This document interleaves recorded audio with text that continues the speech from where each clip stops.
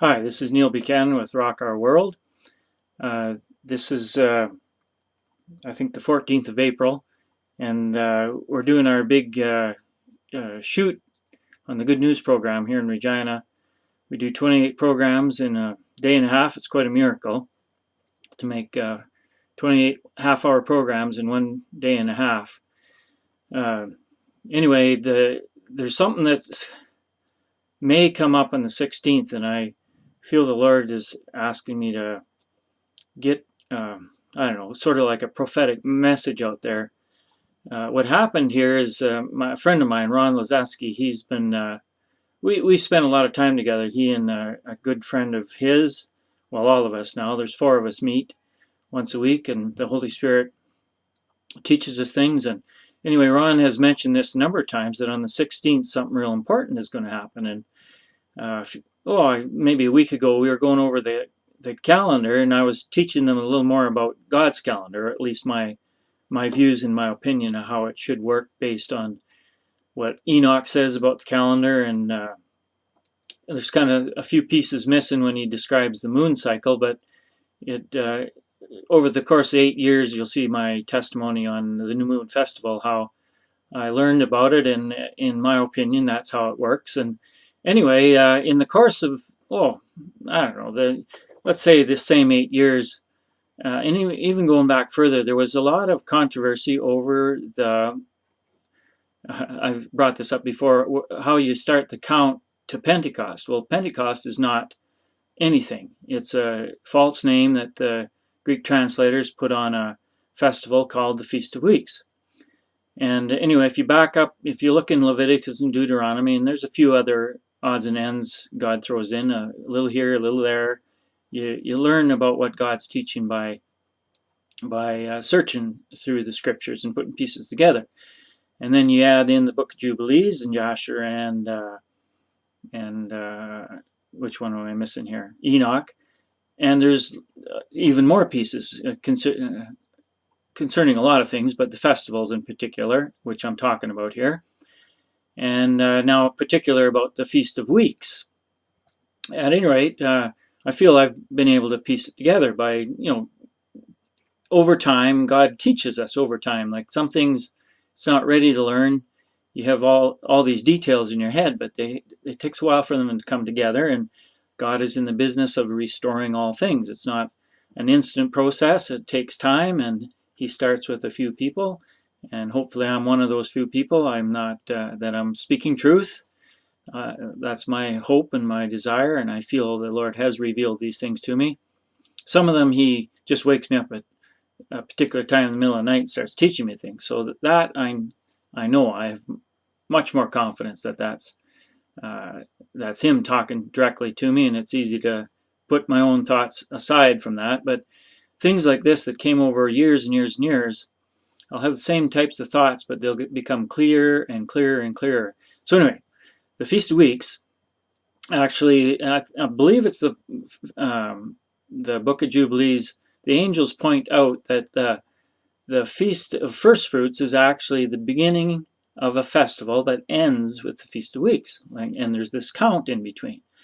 And there's a lot of controversy, and continues to be, when do you start counting? Because in the Torah, it isn't clear. God describes how we keep the Passover on the 14th day of the first month, and Enoch describes finding the first day as the day after the equinox, which, if my numbers are right, was the 22nd of March in this part of the world. And so the next day is the 23rd, so if you go 14 days, you do the math. Right, and then right after the Passover, the 15th, begins the days of unleavened bread.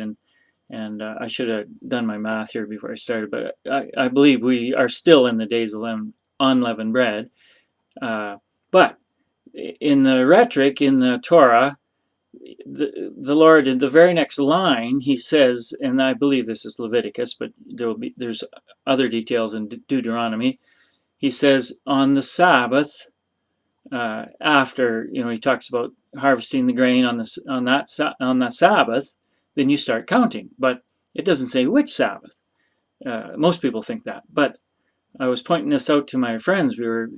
around his kitchen table, and we were discussing how this works. And I said, you have to be a farmer to understand this. And Nehemiah Gordon has at least a start in understanding this. He knows he has to take a group of guys out there to see if the barley's turning, but he's one step behind because he's on the Jewish people put him on a system where the moon regulates the months, whereas God said that the sun regulates the month. The first day of the first year is the day after the equinox. It's always that way, so it's easy to find.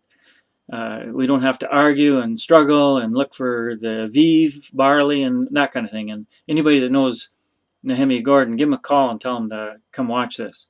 So anyway, here we are. Farmers know that you don't harvest grain until it's dry enough to keep in the bin. So when God says, when you start your harvest, and then that Sabbath, that's what he's talking about. After harvest started, that Sabbath, the first Sabbath that comes along after the farmers went out and start harvesting. And a farmer does not harvest until it's dry enough to store in the bin. And I'm a farmer for 30 plus years. My dad before me and my dad, and my great-grandfather were all farmers. Anyway, barley, and we're talking about barley, the early harvest in Israel. Here in Canada, we harvest our barley the same as in the fall, like all the crops are here because their season's too short. But barley's barley wherever you go, and so is wheat and so on. Barley has to be, if my memory serves me right, it has to be 13.9 or 14% moisture. And we have fancy instruments that measure the content, but most farmers, after they've harvested and handled grain for years and years, they can tell just by shoving their hand in a pile of the grain and chewing a little bit, and you can feel the dampness. When it's ready to store, it has very little resistance as you shove your hand into the pile, and it's fairly hard when you go to chew it. And barley is particularly sensitive. If it's even a little bit too damp, it will spoil very quickly. So the farmers don't take that chance. They start harvesting when they know it's ready. So they'll go harvest a little bit. So you got a pile of it, shove your hand in it, chew a bit, and most guys, they've done this for years and years, and their daddies teach them how to do it. They don't need an instrument to figure it out. They know by the feel of it and the chew of it that it's ready to harvest. So that's what God's saying. When that grain is ready to harvest, that Sabbath at the end of that week. And he says, don't eat any of that until you do this wave sheaf offering. So that's a ceremony, and as it points out in Jubilees, that's the beginning day of the count all the way to the Feast of Weeks. Now, the next step is you do not count 50. I mean, that's where they came up with this word Pentecost. It means count 50. That's not correct, and it's misleading, and it's wrong, and it's a lie, and it was never meant to be that way, other than God allowed the whole lie to float and fly until now. At any rate, what God actually says is you count 7 weeks. It doesn't say Sabbaths. A lot of translations say Sabbath. He says count 7 weeks. Now, a week is an idiom for a unit of time that includes 6 work days and 1 Sabbath. And I've talked a lot about how the moon dictates to us, shows us by its signs when the weeks start, when the 6 days go on, and then the Sabbath day occurs. It does that 4 times, and then there's a break. And the idiom for the break is the 8th day. That's the new moon festival. The idiom for the week, the 7 days, is the week. That's what it means. A week means 6 working days plus a Sabbath, 1 week. So in the count of these 7 weeks, you're not counting the new moon festival. You leave that out. And typically, there will be 2 new moon festivals. Well, I guess there always is.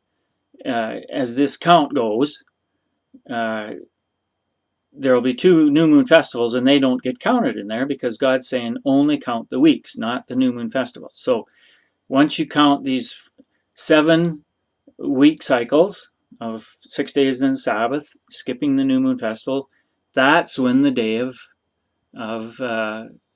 the Feast of Weeks occurs, on the day after the count finishes.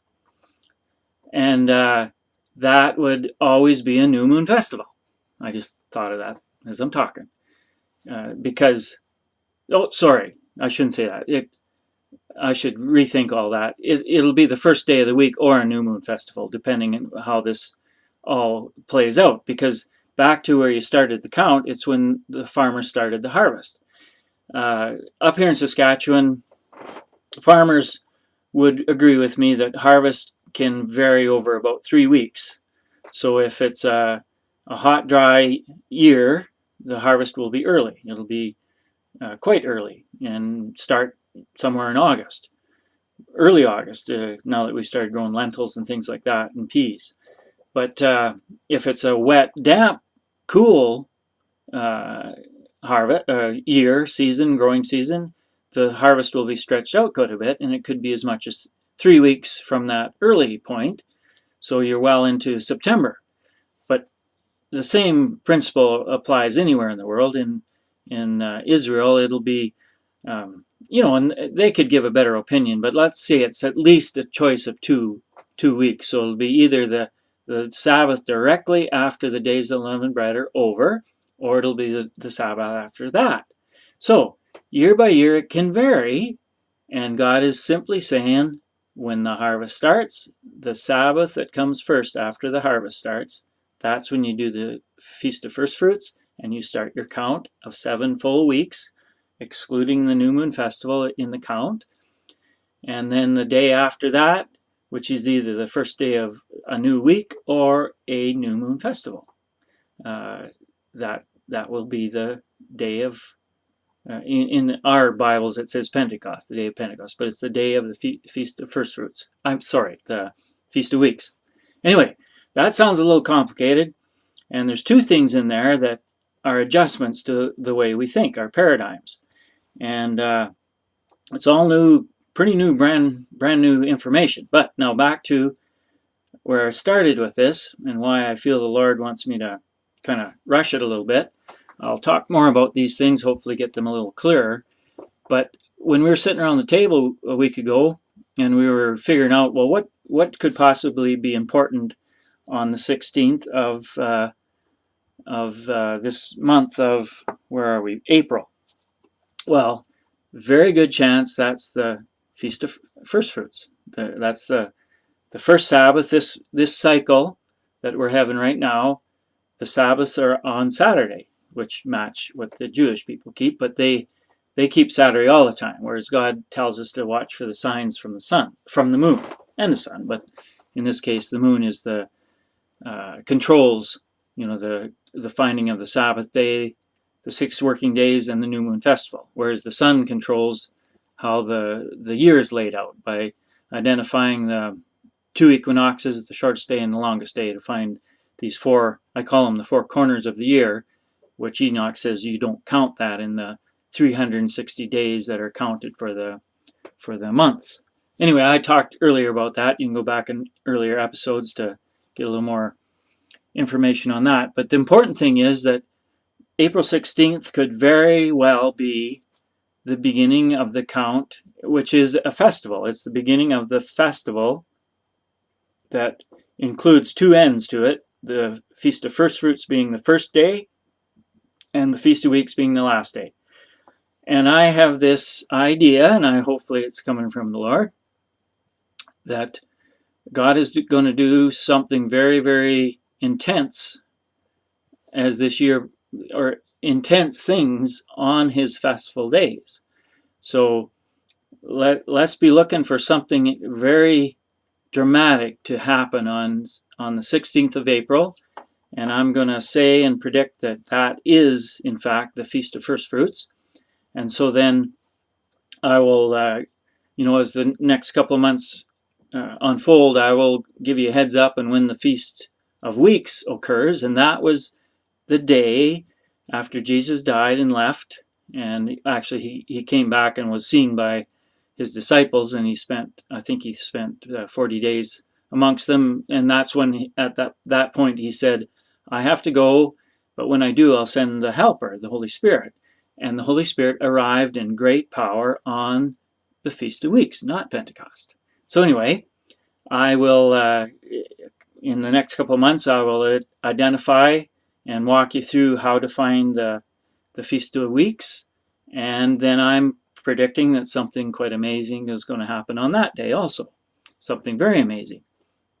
And then I will continue to walk you through the year, and the next important day is the Feast of Trumpets, is what it's been called, but I say it's the Feast of Teruah, which would be, best English translation would be a great noise, which indicates kind of a mix between a victory cry and a war cry, and it can be accompanied by ram's horns, the shofar.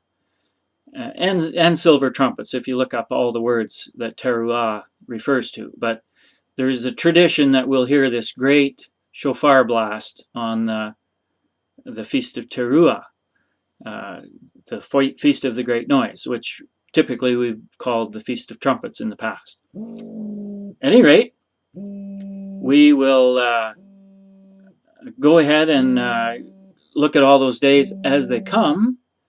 And my phone's ringing here, so I will answer as soon as I'm done here. Anyway, that's a heads up that something very well important could happen, and I will keep you up to date as the year goes by. Oh, I should carry on with this. So then the Feast of Trumpets, or Teruah, and then 10 days later, this is the 7th month, there will be the Day of Atonement, which is very, very important because there's a prediction that this is, in fact, is the Jubilee year, and the Jubilee year begins on the Feast of Atonement, the Day of Atonement. So that is in the 7th month, the 10th day, and then the great feast of the year, the Feast of Tabernacles, we used to call it. I've kiddingly called it the Feast of Shacks. We build these temporary things, structures, and live in them for 8 days. As I think we'll be using our camper here. It's in Saskatchewan. It could very well snow during those days, and it has in the past, but at any rate, that then comes on the 7th month from the 15th to the 22nd. It got bumped up to 8 days from 7, and there's a point in one of those extra books where it describes why God added this extra day and made it 8 days, because in very many places he says it's a 7-day feast. So anyway, that's a quick overrun of the festivals for this year, and I will go ahead and tell you, according to the understanding that I have, when those days will occur, hopefully the correct day by God's calendar rather than the Jewish calendar, which is incorrect, and the Christian calendar, which is incorrect. And we will carry on. So this is Neil Buchanan signing out on Rock Our World.